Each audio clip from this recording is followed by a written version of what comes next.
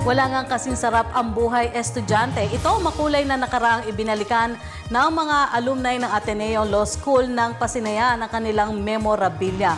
Ang masayang throwback ng ilan sa mga abogado ng ating bayan, sulyapan natin muli sa report ni Benj Bondo. Isang sulyap sa nakaraang puno ng mga alaalang naging daan upang ang pangarap ay makamtan. Ito ang tema ng pagbabalik tanaw ng mga alumni ng Ateneo Law School sa lungsod ng Makati matapos pasinayaan ang kanilang memorabilia display.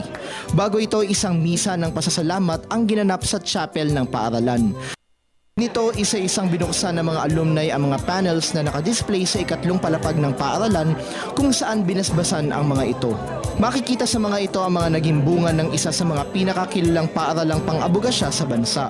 Kabilang dito ang mga listahan ng mga nagtapos sa bawat batch maging ang kanilang kasalukuyang estado sa propesyon ng abogasya.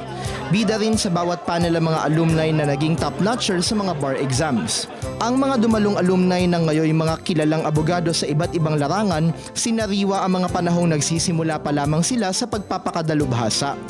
Kaiba sa mga tipikal na abogado na karaniway seryoso at matalino, ang ating mga attorney tila nagbalik sa pagiging mga estudyanteng sinasabayan ng pag-aaral ng masasayang tawanan at kulitan nang muling balikan ang kanilang makulay na nakaraan.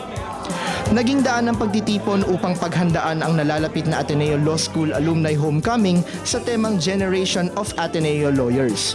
Inilatag ang proyektong mangalap ng pondo para sa isang scholarship program upang makapag-sponsor ng mga estudyanteng nais mag-aral ng abogasya sa naturang institusyon. Gaganapin ang Ateneo Law School Alumni Homecoming sa Oktubre 18 sa hotel sa Makati City. Hindi na nga maibabalik ang nakaraan, ngunit hindi ba't masayang alalahanin ang kahapong puno ng kagandahan at kasiglahan, kahapong pinagmulan ng matagumpay na kasalukuyan at kinabukasan para sa ilan sa mga abogado ng ating bayan. Para sa Telebisyon ng Bayan, Benj Bondo.